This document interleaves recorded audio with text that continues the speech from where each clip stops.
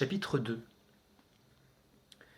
Combray, de loin, à 10 lieues à la ronde, vu du chemin de fer quand nous y arrivions, la dernière semaine avant Pâques, ce n'était qu'une église résumant la ville, la représentant, parlant d'elle et pour elle au lointain. Et quand on approchait, tenant serré autour de sa haute mande sombre, en plein champ, contre le vent, comme une pastoure ses brebis, les dos laineux et gris des maisons, rassemblées, qu'un reste de rempart du Moyen-Âge, cernaient çà et là d'un trait aussi parfaitement circulaire qu'une petite ville dans un tableau de primitif. À l'habiter, Combray était un peu triste, comme ces rues dont les maisons construites en pierre noirâtre du pays, précédées de degrés extérieurs, coiffées de pignons qui rabattaient l'ombre devant elles, étaient assez obscures pour qu'il fallût, dès que le jour commençait à tomber, relever les rideaux dans les salles, des rues au grave nom de saints, desquelles plusieurs se rattachaient à l'histoire des premiers seigneurs de Combray, rue Saint-Hilaire, rue Saint-Jacques, où était la maison de ma tante, rue Saint-Hildegarde, où donnait la grille, et rue du Saint-Esprit, sur laquelle s'ouvrait la petite porte latérale de son jardin. Et ces rues de Combray existent dans une partie de ma mémoire si reculée, peintes de couleurs si différentes de celles qui maintenant revêtent pour moi le monde, qu'en vérité, elles me paraissent toutes, et l'église qui les dominait sur la place, plus irréelles encore que les projections de la lanterne magique. Et qu'à certains moments, il me semble que pouvoir encore traverser la rue Saint-Hilaire, pouvoir louer une chambre rue de l'Oiseau, à la vieille hôtellerie de l'Oiseau fléché, des soupiraux de laquelle montait une odeur de cuisine qui s'élève encore par moments en moi, aussi intermittente et aussi chaude, serait une entrée en contact avec l'au-delà, plus merveilleusement surnaturelle que de faire la connaissance de Golo et de causer avec Geneviève de Brabant. La cousine de mon grand-père, ma grand-tante, chez qui nous habitions, était la mère de cette tante Léonie, qui depuis la mort de son mari, mon oncle Octave, n'avait plus voulu quitter d'abord Combray, puis à Combray sa maison, puis sa chambre, puis son lit, et ne descendait plus, toujours couchée dans un état incertain de chagrin, de débilité physique, de maladie, d'idées fixes et de dévotion.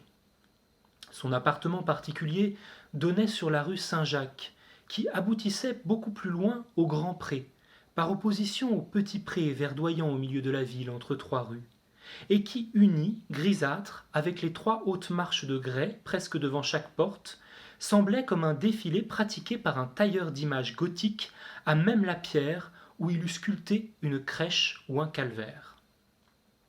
Ma tante n'habitait plus effectivement que 2 chambres contiguës, restant l'après-midi dans l'une pendant qu'on aérait l'autre. C'étaient de ces chambres de province qui, de même qu'en certains pays des parties entières de l'air ou de la mer sont illuminées ou parfumées par des myriades de protozoaires que nous ne voyons pas, nous enchantent des 1000 odeurs qui dégagent les vertus, la sagesse, les habitudes, toute une vie secrète, invisible, surabondante et morale, que l'atmosphère y tient en suspens. Odeur naturelle encore, certes, et couleur du temps, comme celle de la campagne voisine, mais déjà casanière, humaine et renfermée, gelée exquise, industrieuse et limpide de tous les fruits de l'année qui ont quitté le verger pour l'armoire, saisonnière, mais mobilière et domestique, corrigeant le piqué de la gelée blanche par la douceur du pain chaud, oisive et ponctuelle comme une horloge de village, flâneuse et rangée, insoucieuse et prévoyante, lingère, matinale, dévote, heureuse d'une paix qui n'apporte qu'un surcroît d'anxiété et d'un prosaïsme qui sert de grand réservoir de poésie à celui qui la traverse sans y avoir vécu.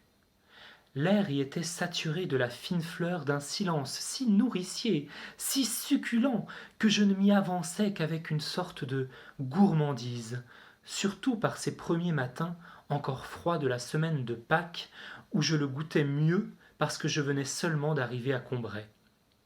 Avant que j'entrasse souhaiter le bonjour à ma tante, on me faisait attendre un instant, dans la première place où le soleil, d'hiver encore, était venu se mettre au chaud devant le feu, déjà allumé entre les 2 briques et qui badigeonnait toute la chambre d'une odeur de suie,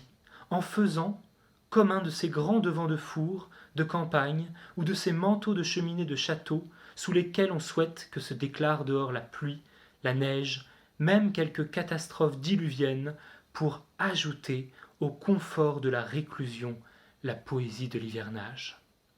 Je faisais quelques pas du prie-dieu au fauteuil en velours frappé, toujours revêtu d'un appuie-tête au crochet, et le feu cuisant comme une pâte les appétissantes odeurs dont l'air de la chambre était tout grumeleux et qu'avait déjà fait travailler et lever la fraîcheur humide et ensoleillée du matin, il les feuilletait, les dorait, les godait, les boursouflait, en faisait un invisible et palpable gâteau provincial, un immense chausson, où à peine goûté, les arômes plus croustillants, plus fins, plus réputés, mais plus secs aussi du placard, de la commode, du papier à ramage, je revenais toujours avec une convoitise inavouée m'engluer dans l'odeur médiane, poisseuse, fade, indigeste et fruitée du couvre-lit à fleurs.